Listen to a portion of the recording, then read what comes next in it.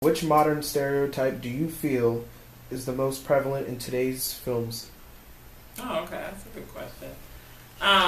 Definitely the magic Negro stereotype. Denzel Washington, he seems to play that role a lot.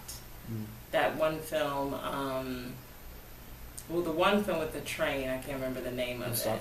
Yeah, like he was the magic Negro in that one. And Flight was the other. Flight, definitely. Yeah, he plays that role a lot. Mm-hmm. I mean, there's definitely the abundance of like the Coons and the Tom stereotype, but there's a kind of new stereotype that's out, and I don't know what that's called, but it's where they always get black men to dress up like women. What springs to mind when you hear the word stereotype?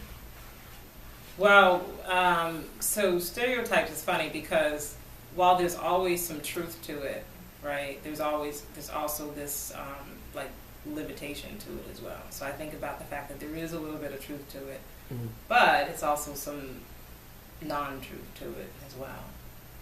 And we went into it when I showed you guys that clip of that woman, the Nigerian woman who talks about the single story, right? Stereotypes, they create that single story for groups of people. Yeah. Do you think, just briefly on top of it, do you think it consists of ignorance? I mean, though it has truth, does it consist of ignorance at the same time? Well, yes and no. You know, like, it's created from something, so I do think it has some truth in it, but it does definitely have some ignorance into it because stereotypes are always dramatic and they're like overly done. They're like, they take it to like the 10th level, you know. So the Medea character, like, you know, Tyler Perry's always like, well, everybody has a Medea in their family. I'm like, I don't have a Medea in my family. Right. I don't know a black person that has a Medea in their family. I don't have women like that in my family, you know. So they're always just overdone and just way too dramatic. In your experience with film and TV, have you ever encountered blacks being stereotyped?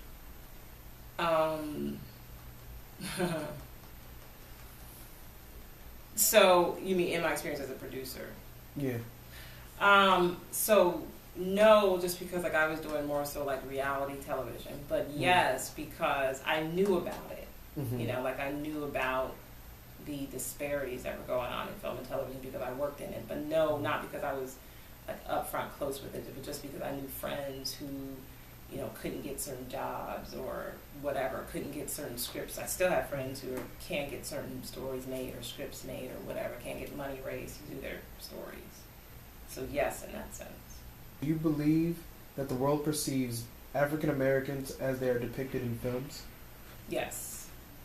When I lived in France, I don't know if I told the story to your class, when I lived in France, like people actually thought because I was black that I automatically knew how to dance, automatically knew how to sing really well, that I knew famous black people in this country, that I was into hip-hop music. You know, yeah. They believe that crap. So yeah, so again, that speaks to how dangerous that can be. Even the non-black people believe it. Like even, I mean, yeah, even the, I mean, not the but the non-white people believe it. When I was in France, I dated a guy who was from the Cameroon, you know, and, you know, he wanted me to be just like Brandy. You know, and it just, so even, it's not just white people, it's, you know, the non-white people as well who buy into that too. Do you think it is okay for an African American to portray these stereotypes just for a paycheck? No. No. I think black people in Hollywood need to really take like a revolutionary stand on that. And there are some that do. Like Dave Chappelle was, the reason why he probably doesn't work anymore, one, because he got sick of Hollywood. And he refused to put on a dress. Yeah. So I definitely think they need to stop doing that. If you could, I mean, could you go further as to why? I mean, why do you think it's... Because we will never be able to see a balance of our stories told, right? Like a lot of, like, so like my mom, right? I have discussions with this about my mom, because like I watch Tyler Perry's movies, but I don't really like them, right? Of course. So, you know, she says, yeah, but we don't have anything else on the screen. And it's like, well, what's that? I'd rather see nothing on the screen as opposed to seeing some of the junk that's on the screen now. You know, but we'll never, ever get to that point where we'll be able to see a balance of stories that reflect our communities if we continue to produce stories like that. Because Hollywood is green, it's all about money. So they're just like, well, this is what makes money. So they don't really take a chance on anything that doesn't make money.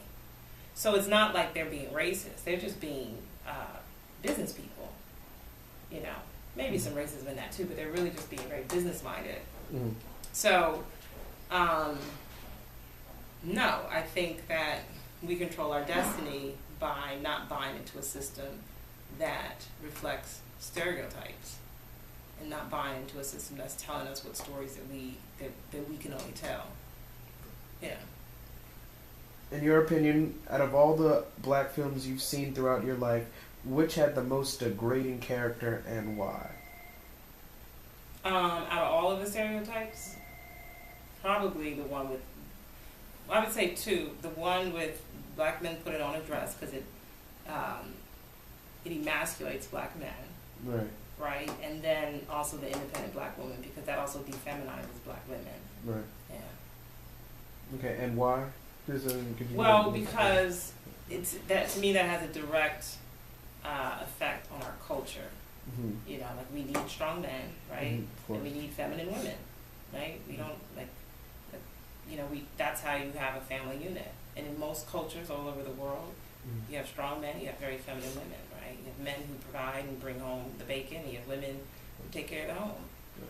Not saying women can't work and men mm-hmm. can't take care of children, mm-hmm. but like that's how cultures, societies, and civilizations have thrived, by having a balance between the sexes. So you when you have emasculated men, Mm-hmm. and when you have women going out to work and bringing being the breadwinner of the family, it creates an imbalance. I'm going to read off certain stereotypes, and I'm just going to ask you for your opinion. So the first one we have is, what do you know about the Uncle Tom stereotype character? The Uncle Tom stereotype character, so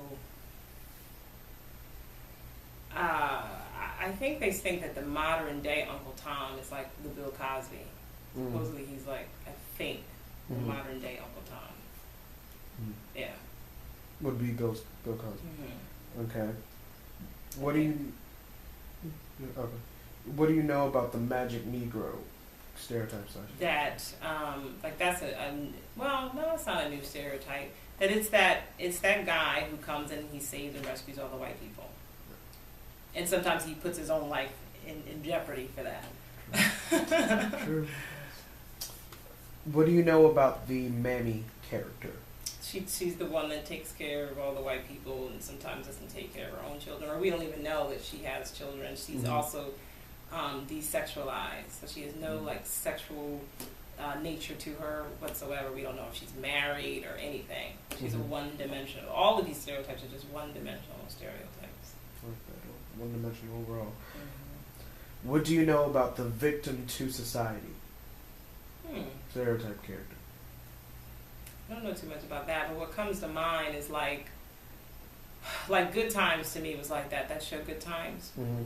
Mm-hmm. Because it was like no matter what. I remember I used to be sitting on the edge of my seat every single time I watched it because I was like, oh, they're about to get out of the ghetto. Mm-hmm. And then something would happen. Right. So that's what that reminds me of. Okay.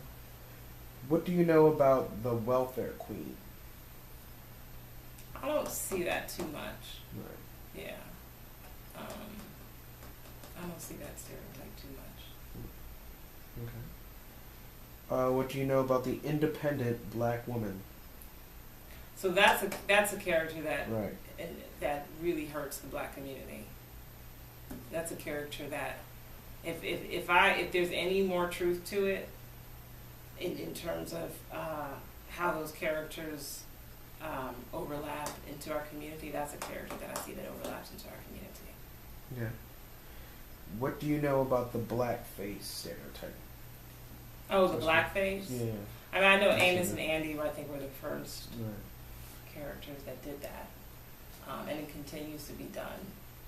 There was a club in LA where a comedian by the name of Ted Danson, he did a comedy act and he put on blackface, and it was like this. It was called the Friars Club.